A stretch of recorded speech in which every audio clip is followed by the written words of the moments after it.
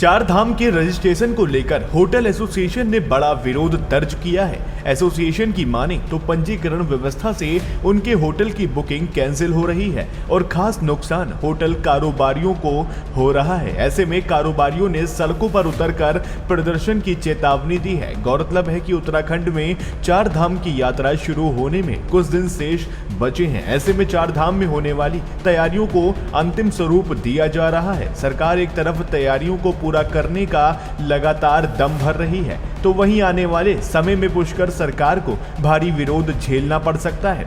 Hotel association ने चेतावनी दी है कि अगर सरकार ने श्रद्धालु पंजीकरण बंद नहीं किया तो एसोसिएशन के लोग सड़क पर उतरकर प्रदर्शन करेंगे। जानकारी के मुताबिक पंजीकरण करने वाले श्रद्धालुओं को ही चार धाम यात्रा के दर्शन करने की अनुमति होगी। वहीं एसोसिएशन का कहना है कि लोकल कारोबारियों को भी रजिस्ट्रेशन व्यवस्था से भारी नुकसान का सामना करना पड़ रहा है और उनके सामने आर्थिक संकट पैदा हो गया है। बताते चले कि हर साल लाखों की संख्या में श्रद्धालु चार धाम दर्शन के लिए पहुंचते हैं। ऐसे में श्रद्धालुओं को दिक्कतों का सामना न करना पड़े, उसके लिए सरकार ने पंजीकरण व्यवस्था को शुरू कर श्रद्धालुओं की सुरक्षा की बात कही है।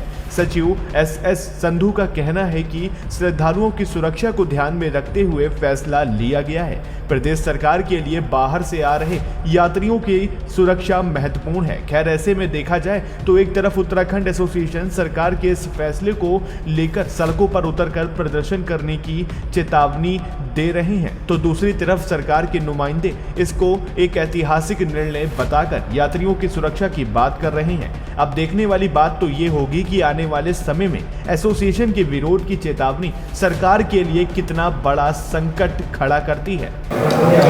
ये कल आपको पता ही है कि कल हम चारधाम यात्रा में भी चारधाम होटल एसोसिएशन भी शामिल थे और वहाँ भी हमने अपना विषय रखा है और उसी के बाद तुरंत हमारे मुख्य सचिव जी का फरमान आता है कि चारधाम यात्रा में ऑनलाइन पंजीकरण कंपलसरी है।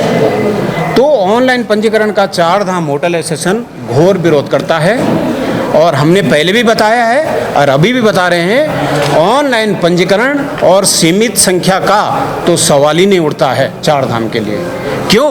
पिछले बार कई यात्री हैं जो द्वार से वापस गए हैं, हमें रोना आया है। तुम सनातन धर्म के रखवाले हैं और जो इतनी श्रद्धा लेके आ रहा है और उसको द्वार से वापस किया जाए, तो इस साल वो रिपीट नहीं होना चाहिए। ये कौन सा ये है? ये कोई औचित्य नहीं है। ये आप इस तरह जो है न तो चार धाम, और इस बार सबसे पहले तो हमने ये किया कि जब भी ये चार धाम संबंधित मीटिंग होती है तो चार धाम के अध्यक्षों को इस मीटिंग में शामिल किया जाए। कल भी हमने बताया माननीय मुख्यमंत्री जी को, तब जाके जब हम 20 तारीख को मिले तब जाके हमको ये बताया कि कल आप मीटिंग में आएंगे, लेकिन मीटिंग में भी हमको हमारा तथ्य रखने नहीं दिया गया। बताया गया कि आपको इसके लिए अलग से बुलाया जाएगा चारों धाम के अध्यक्षों को।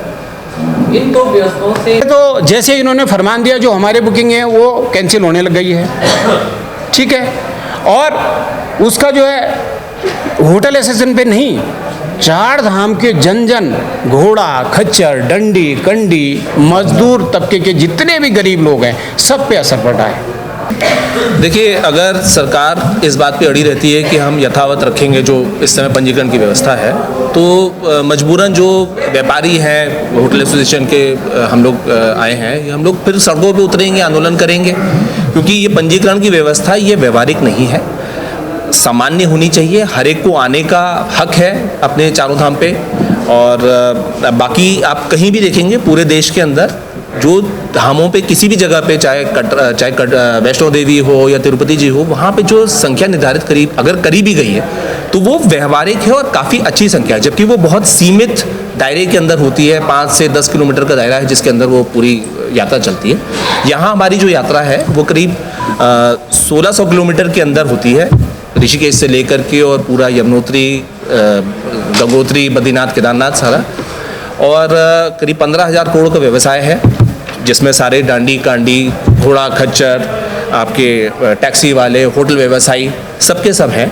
और सरकार को जो ध्यान देना चाहिए वो सरकार को इंफ्रास्ट्रक्चर डेवलपमेंट पे ध्यान देना चाहिए, ना कि संख्या सीमित करने के ऊपर। पटवारी वो इसका विरोध कर रहे हैं, इस पे क्या कुछ विचार विमर्श हुआ? देखिए, प्रदेश के लिए और सभी के लिए पहले जो यात्री आ रहा है दूर से, उसकी सुरक्षा सबसे ज़्यादा महत्वपूर्ण है, ताकि वो स्वस्थ रहे, कहीं धक्का मुक्की में या चोट में ना आए या स्टैम्पीड ना हो। और आप भी सहमत होंगे, सारी दुनिया सहमत होगी, सबसे पहले हमें जो बाहर से आया उसकी जान की सुरक्षा करानी है।